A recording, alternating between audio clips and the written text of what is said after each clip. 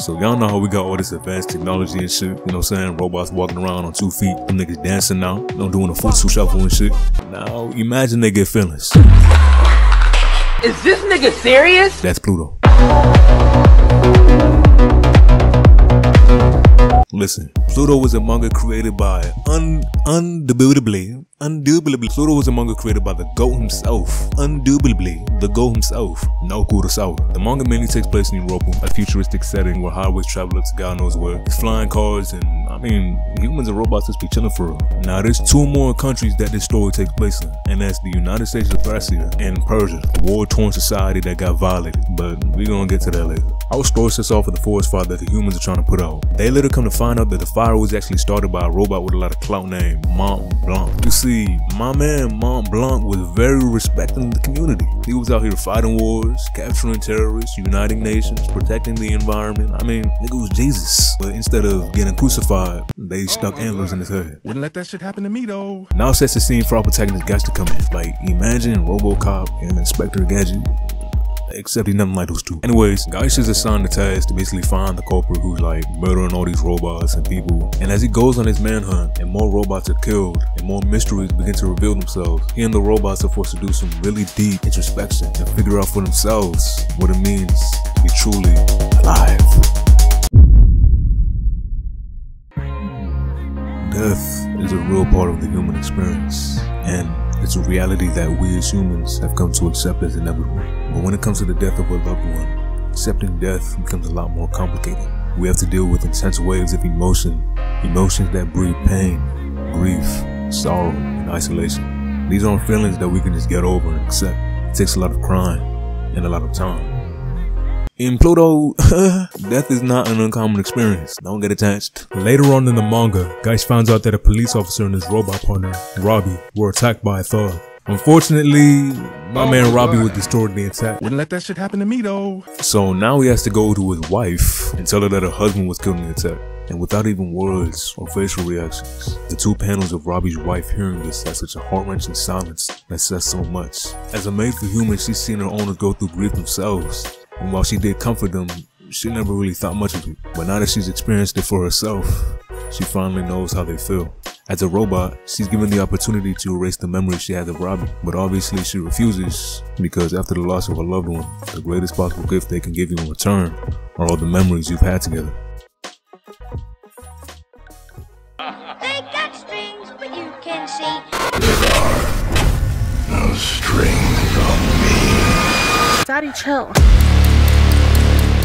Alright, so earlier on in the vid, I mentioned a war-torn society called Persia. Now, this is a country that has experienced a lot of death, a lot of unjustified death.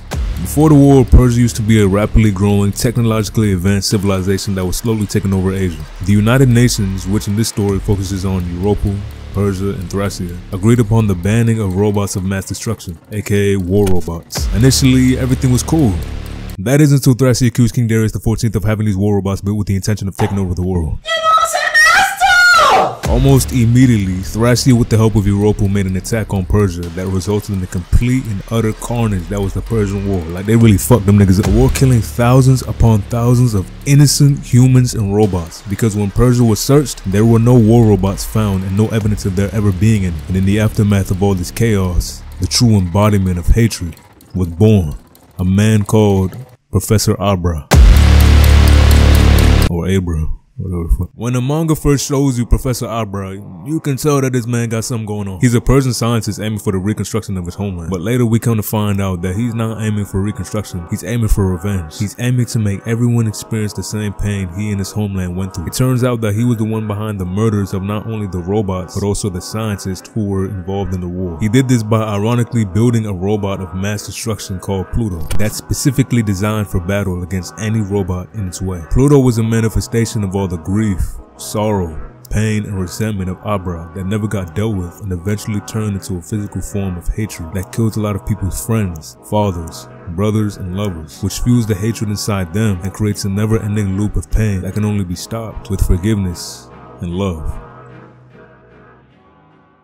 Okay. To end this video off, I want to share with you guys a segment within the manga between Paul Duncan and Norse 2. This segment of the story pretty much contains all the themes of the manga, from humanity, death and hatred, to love and forgiveness. Norse 2, a former soldier robot in the Persian War, is reassigned as the butler of Paul Duncan, a famous musician. As the days go by, Paul makes it clear to Norse 2 that he has an absolute disdain for technology and robots. The thing about Norse is he loves music. After studying Paul and his music, he comes to appreciate the craft and wants to learn himself. Paul, not seeing the humanity in him, tells Norse to stop, but he doesn't. And as he keeps playing on the piano, he starts to think about his time in war, and it all comes out as a beautiful symphony that even Paul takes notice of. Later on in the night, Norse hears something from Paul's room. He goes inside to find him humming a song in his sleep, looking almost at peace. The next day, Paul wakes up to hear the same song he was humming, but it's Norse who's playing on the piano. Paul starts yelling and screaming and becomes all triggered and whatnot, and he basically explains that the song he was humming in his sleep was a nightmare from his homeland in Bohemia. He talks about how when he was a little boy, his father died, which left he and his mother very poor. Born into sickness and weak sight, singing songs was his only pleasure. Luckily, his mom was kind of bad though, so all the men in the town was trying to Bite a chunk out of that ass. But after a rich man came and scooped her up, she abandoned him, leaving him to undergo treatment for his illness at the cost of his sight by himself with only music at his side. Paul tells Norse that he gotta get up out of there, so he should get his stuff ready to leave tomorrow. While getting ready to go to bed, Paul sees Norse recharging in his room, only furthering Paul's dehumanization and disdain of him. But as he's about to go to his room, he hears Norse begins to hum a melody under his breath and realizes that even robots have dreams.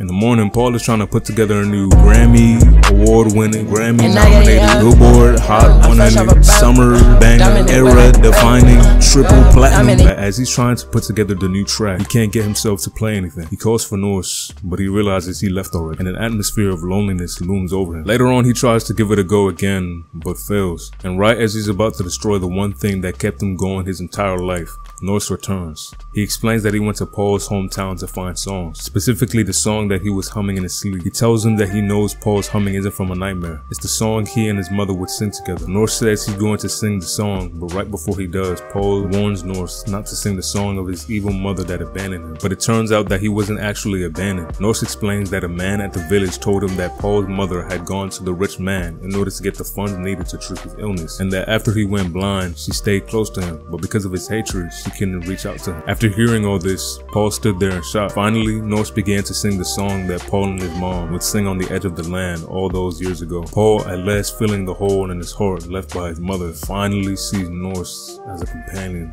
to love. Oh, pause!